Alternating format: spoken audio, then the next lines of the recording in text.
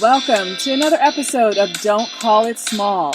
I'm your host, Natasha Foreman. If you don't know me and you have no clue what this podcast is all about, let me share a bit. I'm the CEO of Foreman & Associates, LLC, where we provide consulting, business support, and professional development services. And Don't Call It Small is where we talk all things business, share tips and news that you can use, and highlight the people and ideas behind the products and services that we buy. To learn more about my company and our team, please visit foremanllc.com. Woo! Hello, everyone. How are you doing? It's a blessing to be here with you today. I'm so excited. I hope that your day has been productive, rewarding, and that you've seized the opportunities to share your gifts and talents with others. Speaking of sharing gifts and talents with others, let me reintroduce you to a friend of mine. I'm so excited about this. So, this woman that I'm about to reintroduce you to, I first shouted her out on episode 6. She's a celebrity cake designer. She owns a licensed and ServSafe certified bakery here in Atlanta, Georgia. We met on Twitter in 2009 and we've been hanging together ever since. When she launched her business, I made sure to not only take a stack of her business cards and give them to everyone with a pulse. Everyone with a pulse. But I also made sure that I had opportunities to showcase her talents at my personal and business events. And when people asked me about certain desserts that was featured, I point them in her direction. She's designed my birthday cakes, wedding cake, anniversary cake, and so much more. Oh, Lord. And let me just say this. If you haven't had her rum cake, now I love all her other stuff, but I'm just speaking about one cake in particular. If you have not had her rum cake, you are living in the dark. Ooh, I have absolutely hurt myself scarfing down her rum cake. My friends from the islands of Jamaica, the Bahamas, and other islands, they swear by her rum cake, and I'm so proud of her and what she's built over the years. If you don't know who I'm talking about, if you haven't been following me on social media, if you have not been listening to this podcast, and the fact that I introduced her in episode 6, well, if you don't know that, let me go ahead and let you know who I'm talking about. I'm speaking of none other than the amazingly talented Tracey Wright, the creative genius behind Black Diamond Edible Creations. Welcome, Tracey, to Don't Call It Small. Thank you, baby. How are you? I'm great. How are you? I'm doing wonderful as well, thank you, ma'am. I started salivating thinking about your. I'm like rum cake and cookies and cupcakes and. But guess what? Banana I pudding. Changed the rum cake recipe. It's even better. What? Yes, ma'am. Okay, so I'm gonna have to put in 2 orders, because I already know when we get around the holidays, people start trying to act like you or Stretch Armstrong and that you got 24 arms to do. So I'm gonna have to make sure I put my orders in. Cause see, I can rationalize that because I'm like, oh, it's not, it doesn't have frosting. I try to tell myself, but anyway, No, ma'am, that does not work like that. It sure doesn't. Cake. It sure doesn't. So we have so much to share, so much to catch up on. And we're going to dance a little with this. I like interviews. Let's dance. All right, good. I like interviews that ebb and flow, so we're going to dance. Okay. Now, I have a quote I want to share with you from Ron Ben Israel. And so a lot of people may not know who he is. He's the executive chef and owner of Ron Ben Israel Cakes in New York. Yes, he is. And he's amazing. Isn't he? Yes. So he's known for his wedding and special occasion cakes, and you can go to his website, weddingcakes.com.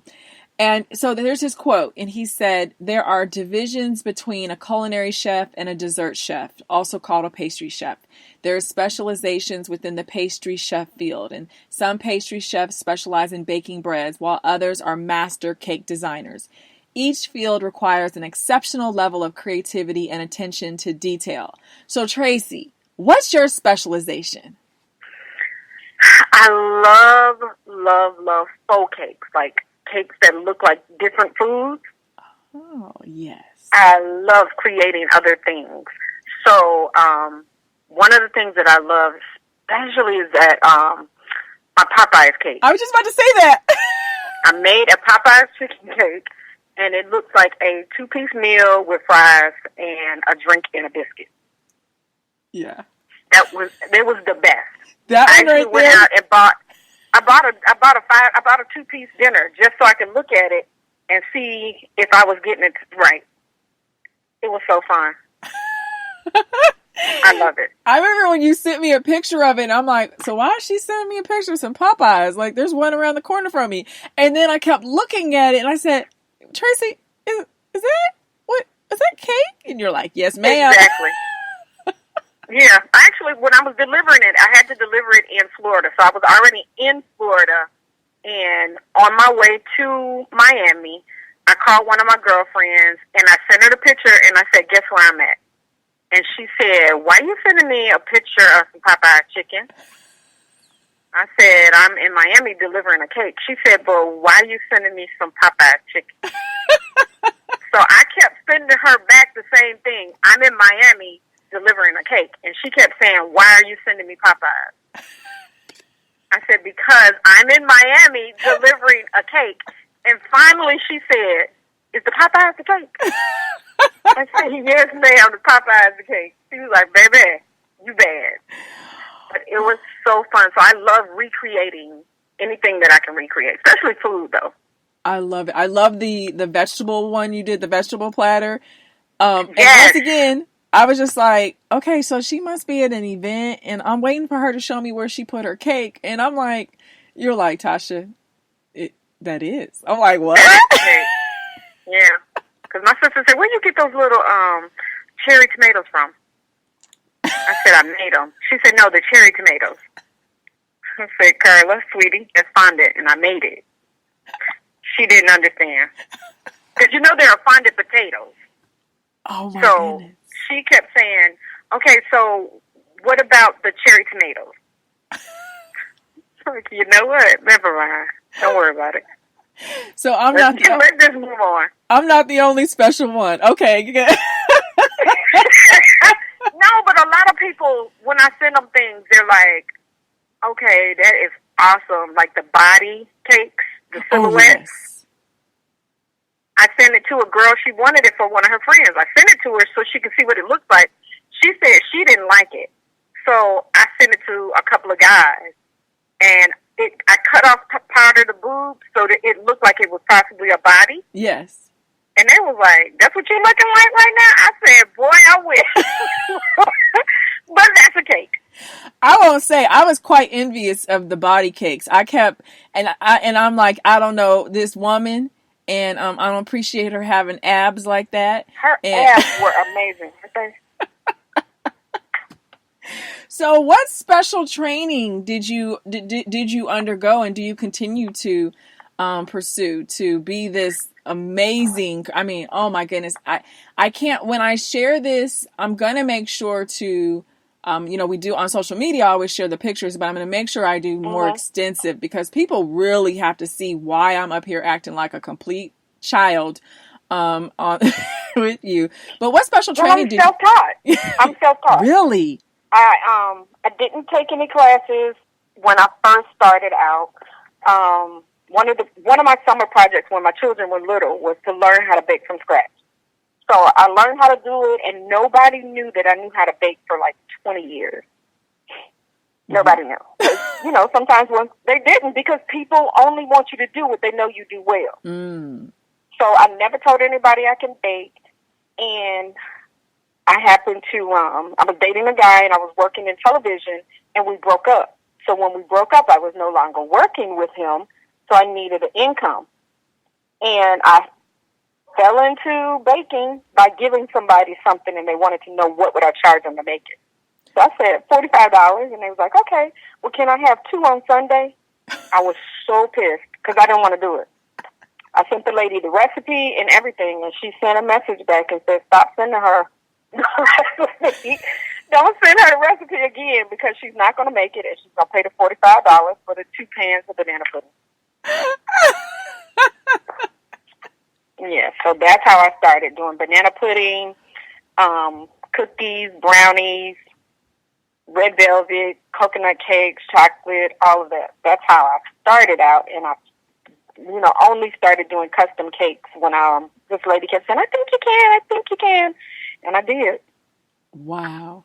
I remember years ago, there was a cake designer or some kind of person in the industry of sorts who had, I remember because you called me, you were so appalled because she had, wanted to share a tip with, others that you guys were all in some kind of event, and about how she used the box cake. And you had always been baking from scratch, and you just like clutched your pearls, almost passed out. I was clutching my pearls, but you know what the crazy thing was? This lady was the very first winner of Food Network's Cake Wars. Wow. So yeah. So either Duncan Hines or somebody helped her with that. She probably had a sponsorship. Wow. But it was crazy because I didn't see that coming. Yeah, but she is freaking amazing. Wow. She's like another Bill Israel. She's awesome. So is it that they just kind of use it as a base, and is it like they base it and then like build like how, what do we call it? We doctor up food. Is that what it is? Is that the purpose? Yeah, a lot of times they do. Okay. And they put different flavorings in to give it different flavorings or add food and different things. But yeah, she is so amazing that the shock was gone after just looking at her work. Wow. So tell us your story. I mean, you told me you shared this. I want to go now from you launched.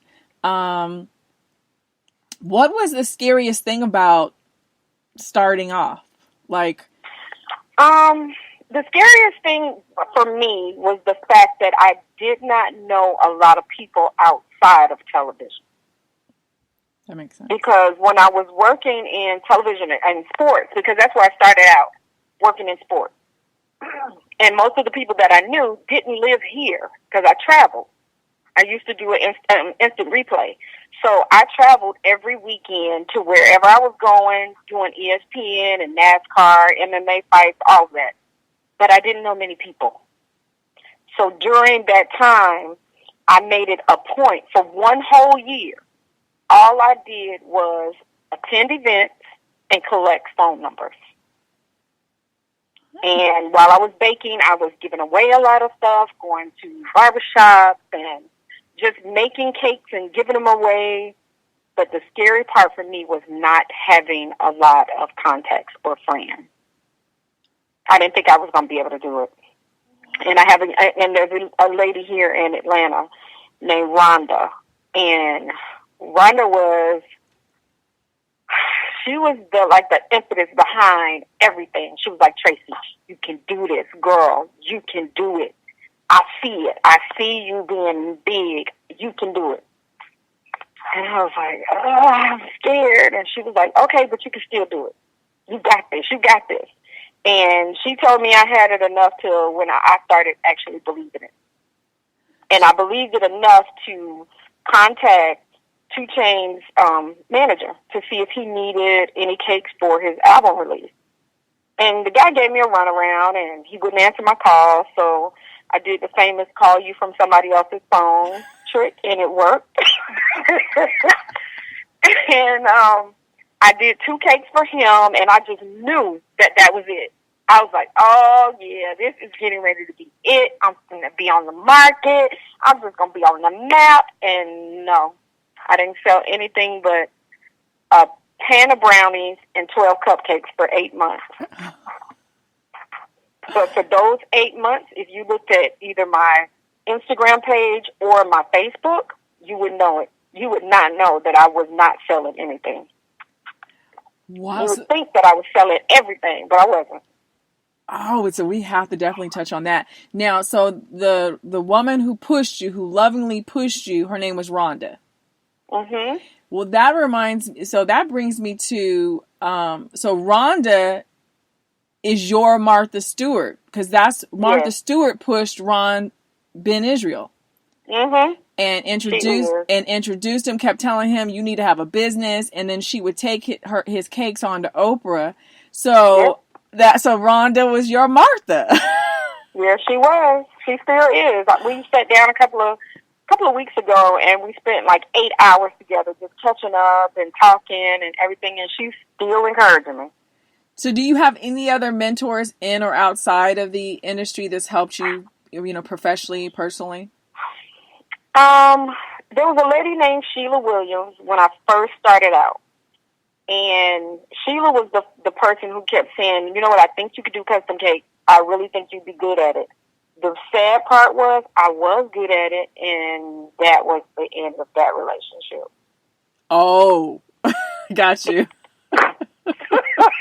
Because for some reason, this industry is so competitive. Mm. And it's like, okay, I want you to do well, but not better than me. Mm. Oh, I think you're amazing, but I'm even more amazing. Yeah. So it gets to the point where it actually made me back away from people that were in the cake industry. Mm. I did. I backed away for a while, and I really wouldn't do too much with people who are in the industry. I just kept to myself, and I did what I was going to do, and that was it. It was disheartening. I mean, there's so many people. How many people are in Atlanta? How many millions? I don't know. There's a lot, and they keep it's coming. Like 5, anywhere between 5 and 8. Something like that. I can't take that many cakes by myself. Exactly. And neither can anyone else. So whatever your niche is, do that, and let me do what I do. Yeah. And if we just happen to overlap, okay, let's work together. Yeah, but that's not how they see it. They don't see it like that. I had a lady tell me that she would not be my friend because of the simple fact that we do the same type of cake. Oh.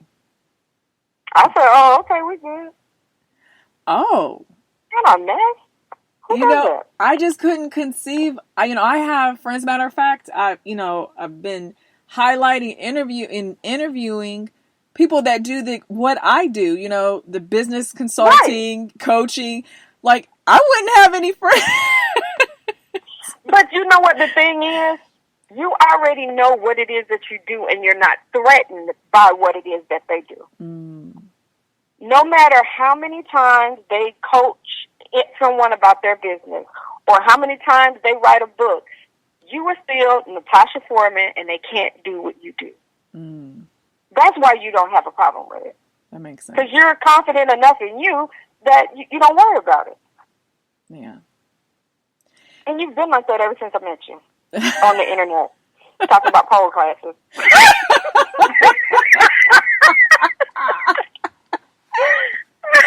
Oh my goodness! So why Those do you? Were the days. You girl, that weren't they? It's amazing. So now that I see the need, right? So of course there's this need to I got to figure something out. But why do you love what you do?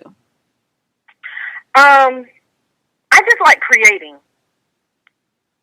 And the more I create, the more I want to create. It's like sometimes when I have a cake, people always say, "Oh, girl, you know what? You got this." But in the back of my head, I'm like, "Hell, no, I don't." When I start a cake, I have a general idea of what I'm doing, but I'm not 100% sure about it. Wow. I just know I know step A and step B. So around C, D, and E, I get a little messed up, and I look at the cake for a while, and I look at it. If you stare at something long enough, when you close your eyes, you can see it. Mm-hmm. So I'll just stare at the cake without blinking, and then I'll go lay down. And while I'm in bed, I have the cake in my head, and I'm saying, okay, so if I do this on this side, then I got to do this on that side, but it's the opposite. So let me see how I need to flip my hand, you know what I'm saying? Because it's like being in the mirror. When you're cutting your hair in the mirror, that's the biggest mistake you can ever make if you don't know what you're doing. That's true. So you can't cut your hair in an angle because that's what your bang is going to look like. So you have to figure out how to do it without really messing up anything. And that's how it is with cake, because once you cut it off, there is no putting it back. And I always wonder that too, because when you guys start cutting that and it starts shaping, I'm like, whoa, just one. There's no cutting. There's no putting it back. You can't like try to dip it in something and like try to. No. That's why you start out with more cake than you need. So if you're going to carve a cake, you have more cake than you need, because once it comes off, that's it. You can put a little, you can smash the cake up like you're doing a cake pop and put it in frosting and try to build it back like it's clay, but it's not going to be the same. Mm. The consistency changes, the structural soundness, all that changes once you mess that cake up. So, that brings me to this question. I know I have it. What? I know that other people have it. I know you have some baking story disasters. Let me see. Or you know of some. Okay, no, I do have some. Okay, the hardest cake to cook or to bake is an eggless cake. Oh. That is the hardest cake to bake. So I have one client who has a son who's allergic to eggs. And she called me last minute for a cake. I ended up baking 6 cakes just to get 3. Because they kept tearing up. Like I took them out and it was a whole mess. So I had gotten so discouraged because I needed the cake for the next morning. So I went and I sat down somewhere. I was like, listen, let me just sit down because I'm getting real mad and I cannot bake when I'm angry. Whenever I'm angry, the cake does not bake correctly. It will not bake. It was terrible. So I sat down and I was like, what am I going to do? And then it dawned on me. Use a piece of parchment paper in the bottom of the pan. So when I flip it out, it's not tearing up, because that was the problem. Ah. So I was like, okay, I wish I had known this about 3 hours ago. I could have been in the bed. But I didn't. So it's a learning experience. Every cake that I bake, I learn something different. So I learned a trick to do it faster, or to make the frosting smoother, or it's something. Every time I bake a cake, I learn something. So which techniques, whether it's in the baking or it's in the artistic design, which ones did you struggle with most in the early years of this? Frosting a cake. Ah. Tell me about it. It's not as easy as I thought it was. Because I would say, it's just frosting. Yeah, okay. But I didn't know that the frosting would tear up your cake, because I always made pound cakes. Oh. And then if I did do, you know what I'm saying? Like if I did do a red velvet, it was using the cream cheese. And it's totally different. The regular buttercream and cream cheese. So it was just, I didn't understand a lot about it. And I actually took one class. And it was a class on how to make frosting, how to frost the cake. I took the class, and then before they offered the next class is when I did the cake for 2 Chainz, and they wouldn't allow me to take any more classes. Why? Because you were showing out? No, the lady told me I didn't need her. I said, I wish you would have seen the frosting up under that fondant. Girl, it was horrible. It was. I had no clue as to what I was doing. I looked at a video and I was like, okay, well, that doesn't seem so hard. So I tore up more fondant than I put on the cake. I ended up buying 20 pounds of fondant, and I messed up 10 of it. Oh, my goodness. Yeah, it was expensive. So, you were the one who actually really got me to embrace fondant more, because I didn't used to, but you also know I'm snooty about cakes. You're snooty about a lot of stuff, but we're going to stick to cakes. You know how I am about food and my Yes. anything I consume, I'm looking crazy. Yes. And so, you know, it's amazing, you know, for me watching the shows, but also, you know, anytime you make a cake, I would always go and like peek at, like I would like peel at it, and just because I was so amazed with the ability for how you could drape it, and it look, I mean, it's literally like a dressmaker. That's how I look at it. Like, you know, you do a dress and how it just Right. drapes and flows, like how you're able to drape this. And so to hear you talk about going through But you know what? I had to learn. I had to learn that fondant didn't rule me. I ruled fondant. Oh. Because at first I was so afraid of the fondant that I wouldn't work with it. So during those 8 months where I wasn't selling anything, I just started playing with it more. That's when I made the fruit. I mean, the vegetable tray. Okay. And then the pancakes and the eggs and all of that. Because I was just playing with it. I wanted to know what it did. Wow. I was like, what can I do with this besides put it on a cake? So, looking back, it's been over 8 years. It's been well over 8 years, right? Yeah. Goodness. What? Almost 10. Yeah. What business advice would you give Tracey of almost 10 years ago? I would tell her to research the industry because I never did. I just started baking and selling stuff. But I would tell her to research it, to make sure that that is what she wanted to do and be well aware of what it took because I had no idea. Yeah, I had no idea it was this serious. And so you shared something earlier about when, you know, the time where you had only sold just a couple of things, but yet your social media was just jam-packed. For anyone listening, especially if you have a product or service that you can capture in images, I mean, share why you did that. And I know it's some of it's just because it's capturing your own creative moments, but what was in doing that, what were the rewards in doing that? Okay, the reason I did it, first of all, was because I didn't realize in the things that I had done previously that when you're starting a business and people are just figuring out who you are, they're looking at you. And I didn't realize that before. But they're looking at my page trying to see what I'm doing.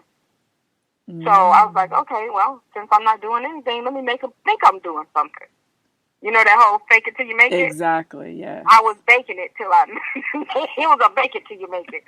And I just kept baking, and the entire time that I was doing that, I was actually increasing my skill set. That's why I just kept baking, and I was giving away cakes that I would make, or I would call somebody that I knew had a birthday coming up, and I just asked little questions and everything, and I'd bake them a cake and take a picture of it and call it a day. But I had to do that so that I could keep my momentum going, that I didn't give up, because there was many a days I just wanted to throw in the towel and say, F it. I did, because, I mean, for 8 months, I didn't have any income. Yeah. I did not have any income because, remember, I stopped doing television. Yeah. Hello. Yeah. I know. I know how it feels because I've been on that tilt-a-whirl plenty of times, and I'm like, and then I'm asking myself, and how can you be so smart and so dumb to keep trying to do this? Oh my goodness, and that was my whole thing too. And then I had somebody in my life that was like, why don't you just get a real job? Oh. And I wanted to curse them out and say, this is a real job. Mm-hmm. But when people don't understand things, it's either you're little this or why don't you do something real? Oh, yes. Yeah. I'm glad I didn't listen, though. I'm glad you didn't either. And everyone that has had a slice, a bite, a scoop, a dip of anything that you've made, they're also glad. I'm excited I didn't listen. That is the reason. I started to, though. You're all, I did. I'm so serious. I did. That's the reason. That was the motivation, inspiration behind calling this podcast "Don't Call It Small," It was, I remember my dad, I used to say small a lot. And my dad used to always tell me, stop saying small, you limit it. He says, you're now defining it, you're putting it in a box. And one thing that used to be a pet peeve in a previous relationship of mine was when that person would, refer to me, he would refer to other people as entrepreneurs, but then call me a small business owner. And I was just like, or, she's working on this small and this little. And it would enrage me because it felt as though you're limiting, you're restricting, you're putting me in this teeny tiny little box. And you don't expect me to be much more than that teeny tiny little box. So I can definitely relate to that. Or when they say you just do something. Oh, she just bakes cake. Yes. No, sweetie, I design edible memories. That's what I do. Ooh! That needs to be on a t-shirt. No, you just bake cake. Yes, exactly. See, I just bake. You, Miss Tracey, I create edible memories. Yeah, that needs to be on a t-shirt. Anybody listening, don't you even touch it. Don't unless you they can't do nothing with it no way. Okay, I'm just saying. Listen, anything that belongs to me, you can put your hands on it, and it is not going to work. It belongs to me. I'm just going to say, if anybody out there that does design, I need you to design this for her, and you guys can possibly barter an arrangement so that she can get. Sounds like and I do barter. Yes, you do. Matter of fact, you're the one that really. You actually were. Really an inspiration for me to be able to barter with more people because, certain things just worked and it just worked like, okay, well, let's do this bartering system. It was you. Matter of fact, you and Stephanie. Remember? Because me and Stephanie used to barter. Yes. And when you guys shared that, I said, well, what in the world? Okay, well. Yeah. And so Stephanie and I started bartering and then I'm like, well, who else can I barter with? And I still do. I still barter. I love it. I barter with my hairstylist around the holidays. See? She does my hair. I do her desserts. I need to step this up because I sure am on the losing end of this when I don't think that way. So you have to. You really do. Because if you really look at it, at one point, people bartered all the time because they did not have money, especially during the Depression. Yeah, that's true. Yeah, there were a lot of bartering. I have a quote from Martha Stewart. I almost sound like I said Martha. Martha Stewart. And she said, I think baking cookies is equal to Queen Victoria running an empire. There's no difference in how seriously you take the job, how seriously you approach your whole life. So, Tracey, how serious are you about your baking? Oh, I'm real serious. I don't like anybody in the kitchen with me. I don't need any help. I don't want you touching nothing. I'm very serious. When I deliver, sometimes guys, they try to be so chivalrous. I can take that for you. I said, no, I got it. Oh, I know. It looks heavy. I said, it is. Well, let me take it for you. I said, no, I'm good. So I'll set it down. And they was like, I could have done that. I said, you could have, but I hadn't given it to my customer yet. You can touch it once they see it. I don't care what you do with it after that. But until that time, no, sir. I remember one time you were transporting. It was something huge, and you were like adamant. You were like, yeah, I'm telling you now, if somebody mess this cake up, I'm gonna act a fool. And I was praying. God, I do it all the time. I do it all the time. I do. I'm so serious when it comes to my cakes. Like, my son has started to deliver for me. And which at son? First, I wouldn't let him, my youngest, Michael. And I would only let him deliver cupcakes and one-tier cakes or cake pops or stuff like that, strawberries. And then once those were getting to the destination safely, I was like, okay, so we'll do a one-tier cake. Let's see how you do that one. And then after the one tiers, I was like, okay, we can do a two-tier cake. But that's as high as I'm going. And I'm still worried. Like, I still worry the whole time he's gone and he's delivering. But the crazy part is, everything gets there on time.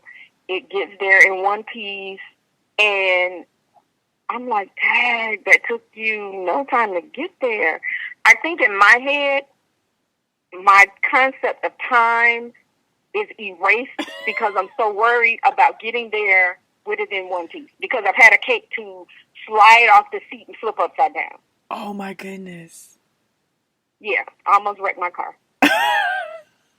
I did. It was raining. It was raining on Moreland, and you know how that it just holds water. Mm-hmm. And somebody in front of me slammed on the brakes, so I had to slam on the brakes so I didn't hit them. And when I did, my cake slid off the seat, flipped upside down, and almost hit the curb. Because you know, wherever you look when you're driving, 9 times out of 10 is where the car is going to go. So I was looking to my right, and I almost tore my car up on the curb. So when I was able to get off the road, I did. And I got out in the pouring rain and got the cake and flipped it back over and opened it up. And the cake was perfect. What? You want me to tell you why? Why? Earlier that day, I just happened to be looking at a cake video. And this lady was saying that her best friend during delivery is saran wrap. And I'm like, what the hell are you going to do with saran wrap? She was wrapping the cake. Huh. She was wrapping the cake around the board that it was sitting on. So I was like, okay, so let me wrap this cake up. And it was a shoe. I had made it was like a Louis Vuitton boot or something. And I went ahead and put the saran wrap around it and wrapped it up. So if I had not wrapped that, when it flipped upside down, it would have come off of the board. Wow. And I do not leave my house without saran wrap on a cake. Look, saran wrap, you guys need to sponsor Tracey. Man. And it needs to be the saran wrap from CVS. Really? Their stretch tight is amazing. Oh. Well, see? Yeah. I paid $4 for each of them, but it is amazing. It is the best saran wrap I've ever used. Well, there we go. Because it's thick. It's really, really thick. Oh. Mm-hmm. It's not that thin, flimsy stuff that doesn't stick to itself. This actually sticks too much. Oh, my goodness. Yeah. So, if you need some, CVS, stretch tight. Oh, wow. So, yeah. Now that you know, of course, you went through your steps of starting your business. For anyone that's listening, no matter where they are in their life, what age range, doesn't matter. What are the steps for starting and building a business such as yours? Right now, Instagram is one of the most important parts of my business. It really, really is. That and Snapchat, but I really don't use that a lot. But Instagram is one of the most important things, and I'm still learning to use it. Because with cakes, people like videos. They like pictures, but they like videos too. So I'm now trying to do more videos. I had gone to Florida for the entire summer, so I wasn't baking cakes. And people who actually knew me were calling to make sure I was okay. Because they hadn't seen any cakes on my page for like 3 or 4 weeks. And they're like, you okay? You not sick or anything, are you? I was like, no, I'm actually in Florida working with my younger sister. And they were like, oh, girl, because I was thinking that something had happened because I don't see anything on your page. So I had to start going back and posting old pictures. Isn't that amazing? So I have activity. I took off the summer from my social media, and I let people know I was taking off. I did too. You know, people started getting concerned, and then when I told them when I was coming back, certain people started hitting me up, like in my DM, like, we're a few days away from you coming back. And I'm like... Yeah, it's really weird. But it's just the time that we live in. Social media is so important to most businesses now. It's like this whole thing with likes. on Instagram, where they're getting ready to cancel the likes, and you have people that are totally freaking out. And the reason they are is because they are able to make money from sponsorships with the number of likes they have per post. That makes, yeah. So for a lot of social influencers, they are really losing it right now. So how are they going to, and what's so crazy is that they only became an influencer because of social media. Because of the likes. How will they then be compensated? I don't know how that's going to work for them. It all depends on, how they have it set up with the people that sponsor them. But they're doing it for a great reason. You know how people go and they see like, oh my God, they have 50,000 likes on this, and then they go and try and recreate what somebody else created, and you're like always competing and always comparing yourself to others. That's why they're doing it, so people can stop competing with each other and comparing themselves to other people. Now you'll still be able to see that you have likes and how many, but nobody else will. Okay. I like that because, I was listening to an earlier episode that I had done, and that was one of the things I talked about was our obsession with comparing ourselves and looking at, this person has 500,000 followers and I only have 10 and, and all this other stuff. And we're so obsessed with it. And then you have people paying to get followers and paying to get likes. Yeah. And all of that. Yeah. So, all right. So, they're probably going to do something like give them a code, because I know that some of them will have different codes. Maybe they'll have some kind of code that, and you hashtag this code. I don't know, so that they can get there. Because I don't know what some of these little social influencers are going to do when that's been their whole world for the past few years. Yeah, and it's crazy because I follow some, and I followed them from the beginning of their career to now seeing them on TV and in movies. Wow. And it's crazy how people they're just liking it. Yeah. It's changing other people's lives, because I know one comedian who was in jail for 8 years, got out of jail, started making videos when we were doing, what was the other thing that we had before Instagram? Vine. Oh, yes. He was doing Vine videos, and he became real popular on Vine and started making money. And then when Instagram came out, he became a millionaire. Oh my goodness. Yeah, him and his girlfriend. They became millionaires from their videos. Wow. And now he's on television and doing comedy shows and all of it. Yeah, it's really weird how the things that we think sometimes are silly, other people are capitalizing from them. Yeah, and that's the thing, because they'll probably come up with some kind of code, and we'll find people saying, saying, have to. Yep, use this code.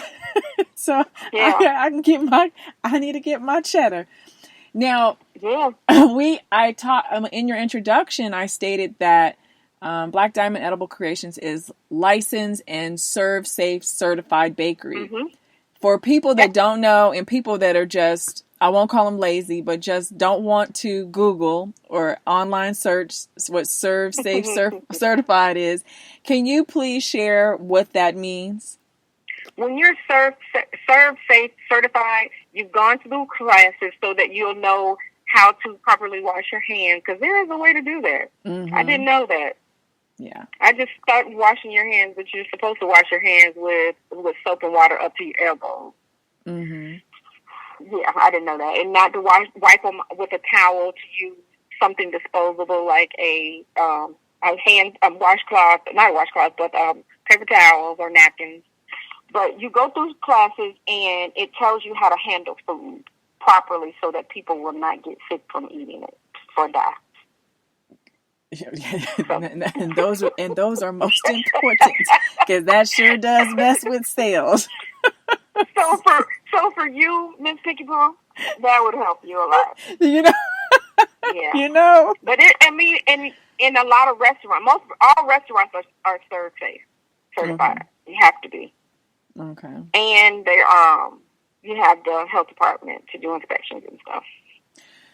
So what is the I know we both know people that have started off being, cake designers or doing other kind of baking, and they go right into, getting this storefront, and, there's the struggles with that. What are the pros and cons of working from home, having the, building that business from home, versus having that offsite kitchen storefront kind of experience? Okay, it's a pro and it's a con. Okay, with me, the overhead that I was going to have that overhead anyway just by living. But it's because I'm at home. Yeah. I'm still going to have to pay my rent. I'm still going to have to pay my water, and I'm going to have to pay my lights, and I still need to buy, certain foods and stuff. I'm going to have those bills regardless. But when you go and you get a brick and mortar building, it's, oh my God, it's crazy. Because you're actually spending way more money. Because 9 times out of 10, you're going to have to do a build out unless you go into a building that was already a bakery or a restaurant. Oh. If not, then you're going to have to go and have it, basically like a retrofit so that it can be what you need it to be. At one point, I thought I wanted a bakery until I worked in a bakery for 3 days. And then I decided that was not for me. And I'm just going to stay right on at the house. But that's the pros of, the overhead. This is the con. You never walk away from the business. You never walk away from the business. That is the one thing that people always say, well, you're not baking today. I say, it don't matter. I'm still at the bakery. It does not matter. I'm still here. There's always something that is bakery oriented that I'm looking at. Mm-hmm. Because that's the one thing I always do. I'm always baking. Like last week, I baked Wednesday through Sunday. Oh my goodness! I had 2 cakes Friday, 2 cakes Saturday, a cake Sunday, and a cake Monday. 1 cake on Friday and 1 cake on Monday were last minute orders. You're like, wait a minute now. Yeah, it was so crazy because the cake that I needed for Friday, my Friday cake, I needed it by noon, but they called me Thursday night, so I'm like, oh God. So I said, okay, what am I going to do? What am I going to do? Well, luckily they wanted the same flavor as my Friday night cake. So I used my Friday night cake for my Friday morning cake and then baked another cake for Friday night. Oh, that makes sense. Okay, that worked. That makes sense. Yeah. So do you ever, I know that you've traveled, I know that you've traveled with cakes out of state. I remember you transporting. What's the farthest, like how do you do state to state transport of, Okay, so this is what I do. I do a lot of stuff in Florida. I do a lot of cakes in Florida. And most times my drive is anywhere from 4 to 6 hours. So traveling with a cake that far, I feel comfortable enough if I have dry ice. Okay. So I always wrap the cake in dry ice, and when I get there, it's still, if it has not frozen, it still is firm. Okay. But yeah, I do a lot of traveling with dry ice, and if I have a tiered cake, I pack each tier by itself. Because I don't have time to be driving 4 hours worrying about whether or not it's going to tip over or what's going to happen. No. I just get it there. I'll get it there and I'll stack it and finish decorating what I need to decorate, and then I'm gone. Okay. So, what else? There was something else just came to my mind. And, oh, darn. I don't know what it was. I was just thinking. I guess I started visualizing. Oh. I was visualizing all this cake and I got distracted with all this cake. Girl, me too. I get distracted with all this cake.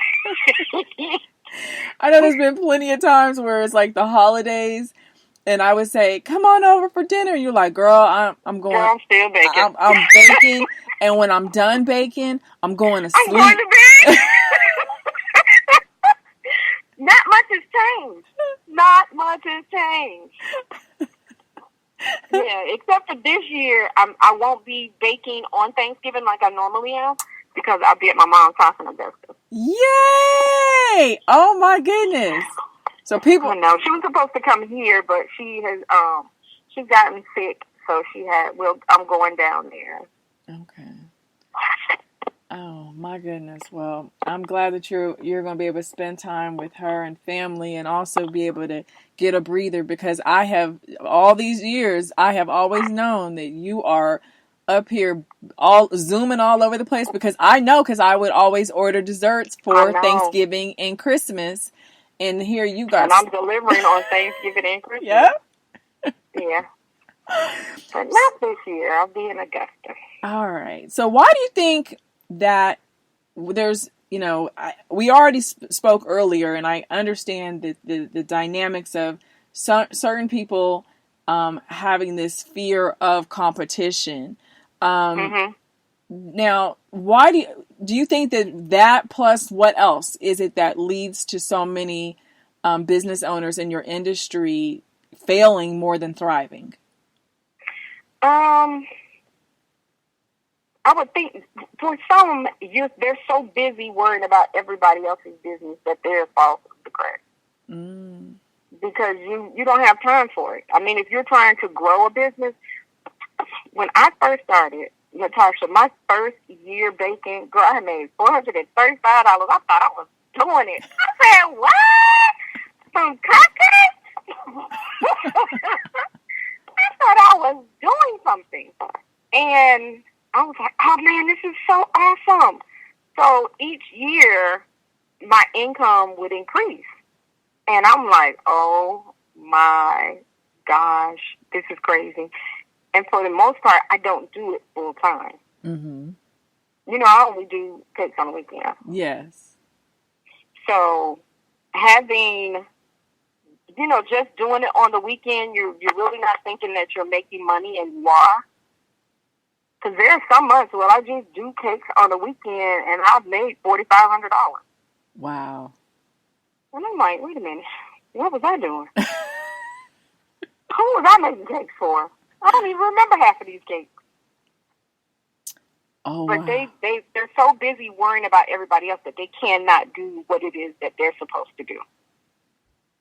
And I don't have time for it.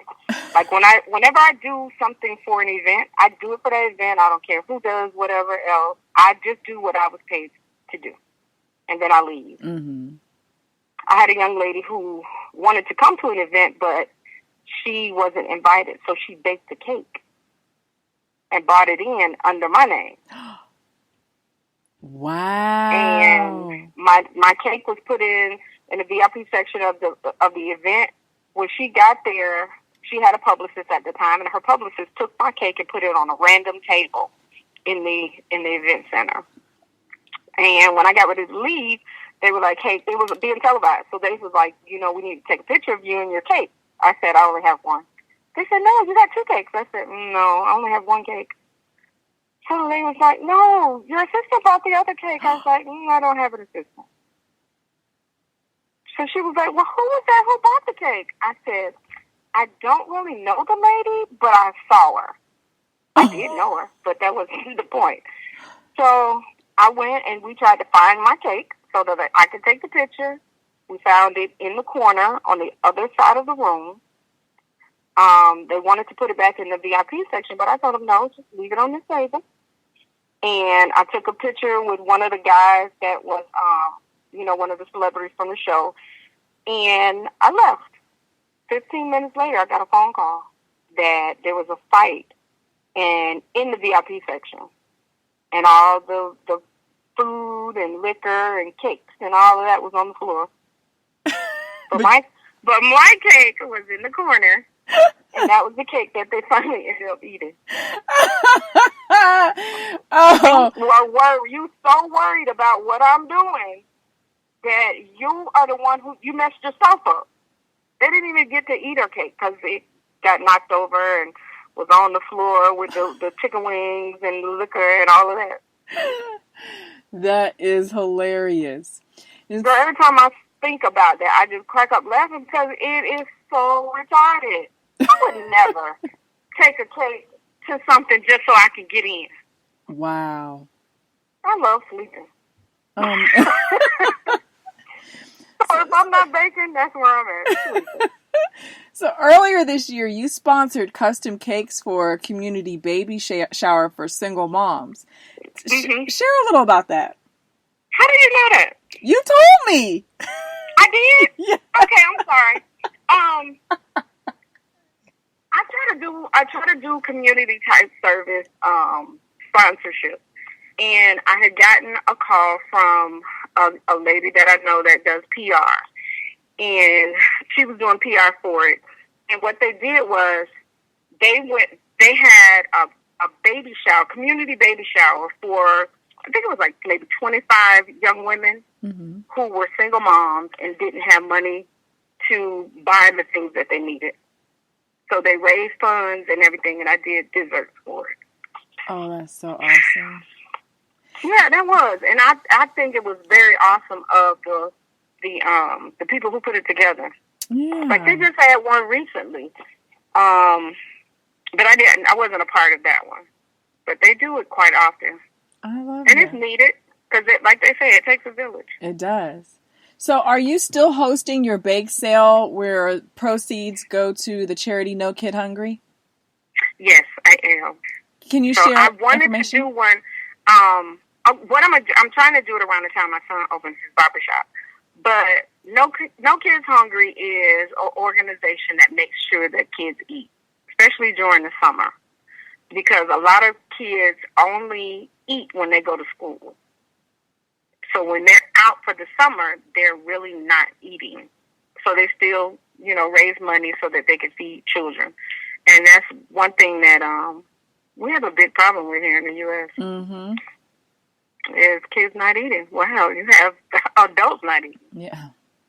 No. And that's one thing that I really have a problem with. Like when you go to the grocery store and you're in front of somebody and you see them get all these groceries rung up, and then they give them a total, and then they start saying, well, why don't you take that off? Oh, yeah. Can you take off this? That really bothers me. Yeah. Yeah. It does. I hate to see people do that. Yeah. And if it's something that I can do, I'll go ahead and I'll purchase the stuff. Like when they start putting stuff back, I'm bringing it up in my head. Mm-hmm. Like, okay, let me see, is this in my budget for this week? And then if it is, I'll go ahead and buy it and give it to them. Because I really hate seeing it. Yeah. Well, it's like, oh, God, you can't buy food, Jesus. It is. That's what I said in my head. I'm like, oh, don't let them. Because I thought that was going to happen with this guy. He kept trying to buy some Pampers the other day for his little girl. And his card wouldn't go through. oh, And he was like, maybe 20, 25 okay. at the most. So I was like, no. Yeah, let it go through, Lord. Because if it didn't, I was going to be buying a Pampers. Yeah. You Because that was a necessity. Exactly. You have a huge heart. I'm trying. When you look at, I'm gonna have you now dream. You're gonna dream. Uh-oh. What would your dream project or order? What would that be? If you ever got that phone call or text or whatever, email, what would that dream be? My dream cake would be for Will and Jada Smith. I don't know what, but something for them. Oh.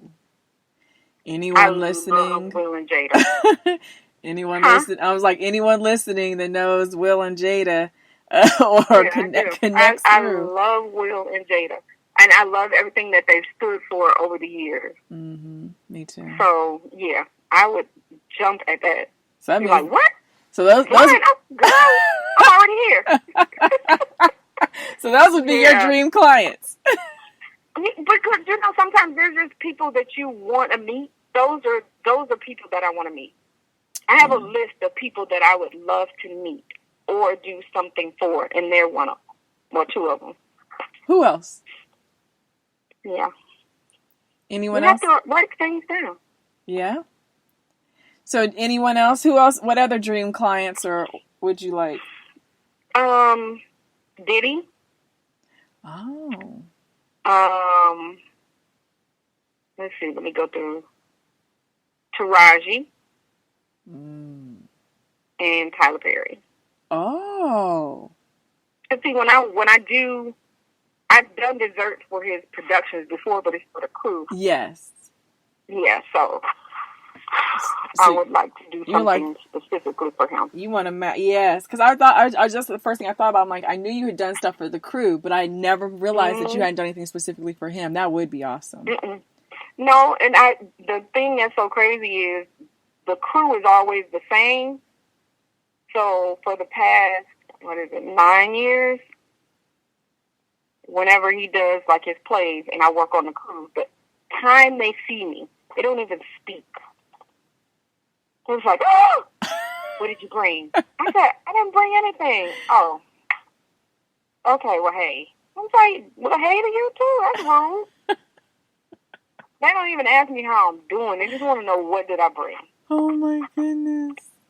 So I always get an order. And the order is, make sure before this is over that you bring some of those little pies. I'm like, which pies? The sweet potato ones. So I was like, okay. So they always want sweet potato pecan pies and mini cheesecakes. Oh my goodness. And nobody puts in any money nowhere. But they always want it. Oh my goodness. So yeah. So so I have a few more questions, but I'm just gonna do okay. How does, if someone's like, oh my goodness, that sounds so awesome, I'd love to do this, I'd love to try to do this, like what tips, what's the guiding words that you have, the wisdom that you want to impart on anyone who is considering taking the same path or similar path as yours? Go for it. I love it. Just go for it. Because you never know what you can do or how far you can go with it until you actually try it. Because when I started, I had no idea that I'd be doing what I'm doing. But I'm glad that I did. Wow. I really am. Because I love being able to get a phone call and say, hey, girl. You know, I have certain clients that whenever I see their number, I'm like, oh, Lord. And the reason I say that is because I know the cake that they're going to ask me for is either the same day or the next day. Oh, wow. I already know. So I have clients that order cakes for movie sets, and they always need it today, tomorrow, or the next day. It's always within 2 days. Oh, my goodness.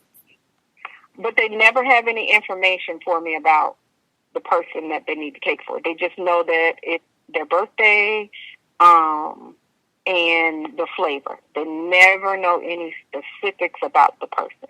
Oh, my goodness. Which is hard for me. Yeah, because you're then trying to create and match it with a person that you have no details about. Yeah, I have to go into Instagram internet stalker. I do. I have to stalk their internet, their Instagram page, their Twitter, go on their IMDb page, which is the Internet Movie Database page. And it has every movie that they've ever been in, every television show, play, all of that. Then I go on to their Wikipedia page if they have one. And sometimes you find stuff on Wikipedia that's not true, so then you have to, Google that stuff that you found on there. Mm-hmm. So it becomes a research project. Wow. But by the time that I finish doing all my research, then, take the cake and it's like, okay, you did that. So how do you determine which requests to take or which ones that you're going to just pass on? And I mean of all requests, not just industry, but like all requests that come in. How do you determine? For me, most of the time it's based on whether or not I'm already booked. And then, from talking to the client, because there's some clients that I just have to tell them no. And it's not that I can't do it, it's that they're going to be a pain. Mm.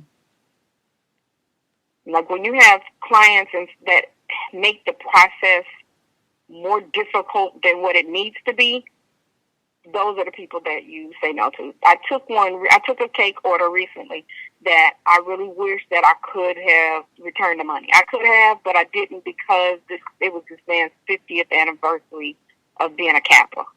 Oh. But he kept calling me like every 3 days for a month. For a month? For a month. Mm-hmm. Oh, my goodness. And then he had one of his friends call me, and she called to check me. And then I had to turn into Sheree. Who gonna check me, boo? Because he wanted a cake, but didn't like fondant, right? Mm-hmm. It wasn't that he didn't like fondant. She didn't like fondant. But the cake wasn't for her. It wasn't. She wasn't even going to be at the event. What? I don't like fondant because it's nasty. I said, okay, well, don't eat it. Exactly. All you have to do is just peel it off and then get to the cake part. That's the same thing I told her. Well, I don't like it. I said, and again, you don't have to eat it. Oh my I said, it's more so for decoration. A lot of people don't like fondant, but they like the way fondant cakes look. Yes. Well, can't you do this in frosting? No, ma'am, I can't. Well, you should be able to. I said, I probably can, but I'm not.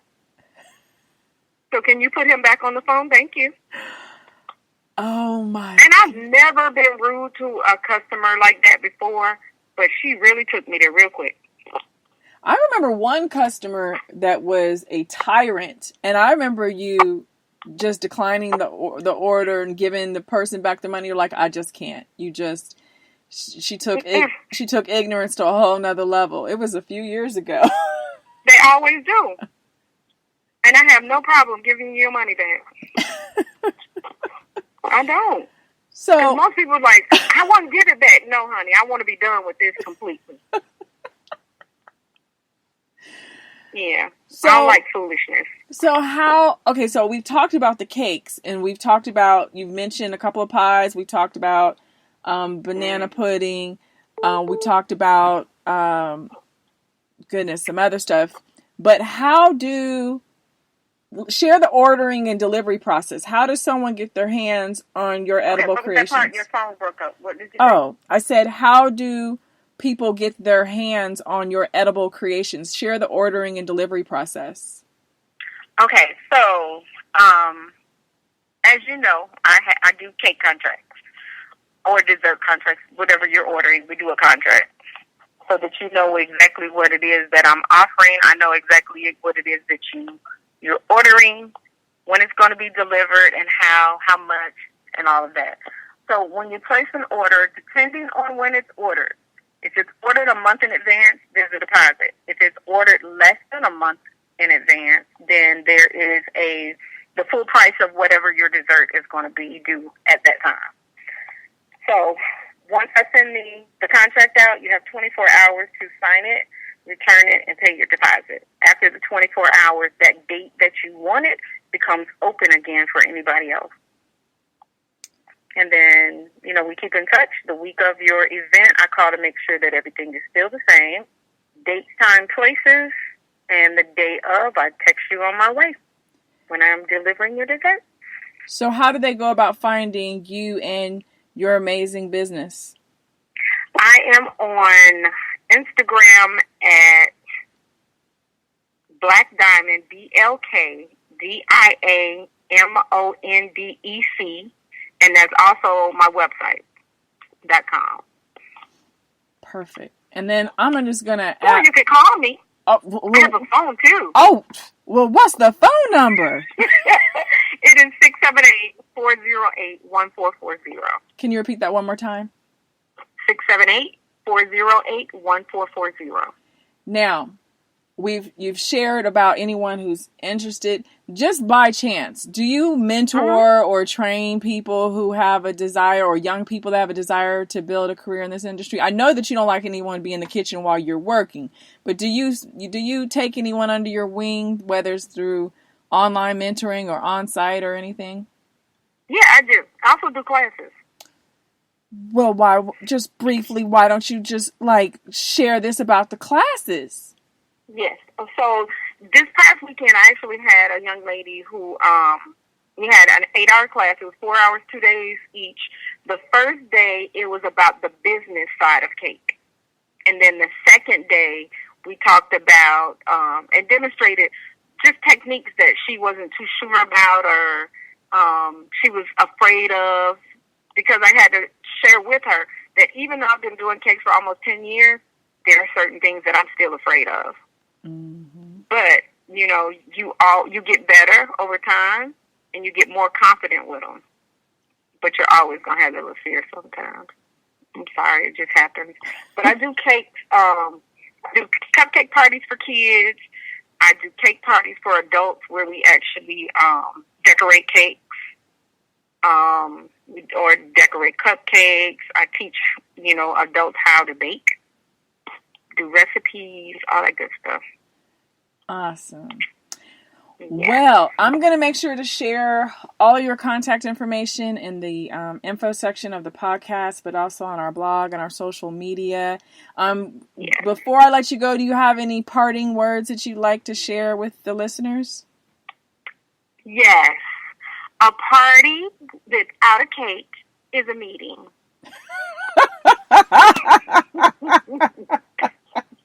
And even then, I'll take some cake. Exactly. Well, but I wish everybody a wonderfully blessed and extraordinary holiday and a very prosperous 2020. Thank you so much. I can't wait to do this again, because of course I know that there's going to be other questions that are going to surface. I have listeners that will always send me questions either through our text line or email or whatever. And so I already know that I'm going to be doubling back with you. And of course, keep me posted if you have any promotions or anything that are coming up, any events. Actually, I do. Black Friday, Cyber Monday, and right before New Year's, I always do a wedding cake special. That's right. I totally, look at that. I'm up here slipping thinking. Yeah. And then, I always give away a cake on my birthday. I never get the cake. Well, listen, ma'am, I'm just so sorry that you don't. Yeah, I always give away a wedding cake on my birthday. I don't need it anyway. I'm about to share TMI, but I struggled to have to button up my little pants today, so.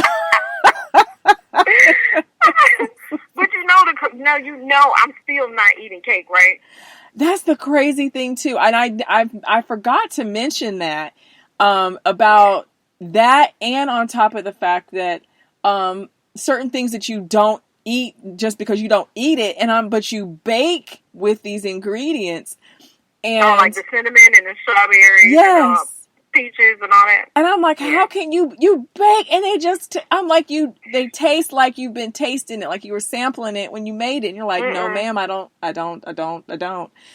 No, but you know what? When you bake for so long, you know what things are supposed to look like, and what they're supposed to feel like and smell like. And when it doesn't look, feel, or smell like any of that, that's not right. Mm-hmm. Oh, like when because the peach cobbler, can't eat it. Yes. Woo! And those strawberry Patron cupcakes that you made me for my can't eat them. My next chapter party I had in 2017. Oh my goodness, that was fun. It was. It really was. All right. Well, thank you so much, Tracey, for everything, and I will connect soon. All right. You guys know what that means. You know that sound. It's that time again. It's time for us to wrap up and take things and go our separate ways until we meet again. If you guys have any questions or suggestions about this show, if you'd like to be featured or interviewed, or you know someone else that you think that would be great for as an addition to this show, please email us at don'tcallitsmallbiz@gmail.com. I want to wrap up with a quote from Robin Sloan.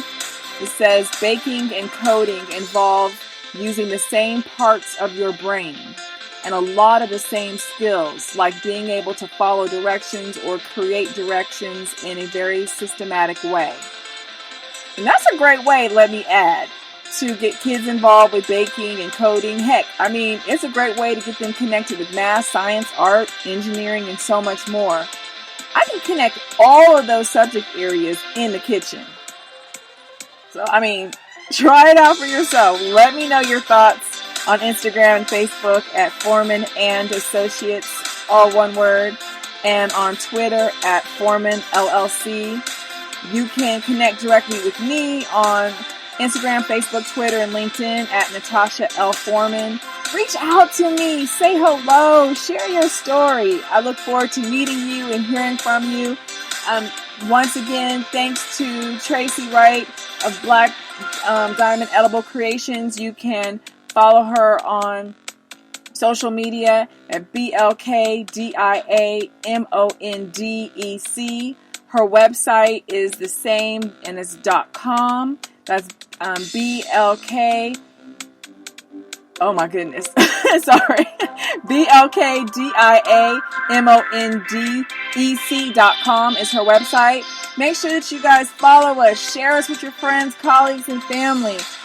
Text us if you want to be able to share any questions or suggestions, your company's anniversary, whatever. Our texting line is area code 404-481-1849. Once again, that's 404-481-1849. And shout out to Shane Ivers. This is his song, Higher Up. Matter of fact, I think we're gonna do a rewind this right here. This part right there. I like that part right there. We're gonna you hear that? Yes. I love this song. Thank you guys again for tuning in to the Don't Call It Small Business Podcast, for sharing these episodes with others, and for your continued support. And don't forget what I tell you on each and every episode. Don't call what you're planning, thinking, dreaming, speaking, or doing little or small. Go big, go bold, or go nowhere. I will see you here next week for episode 26 of Don't Call It Small. Have a super awesome day and week.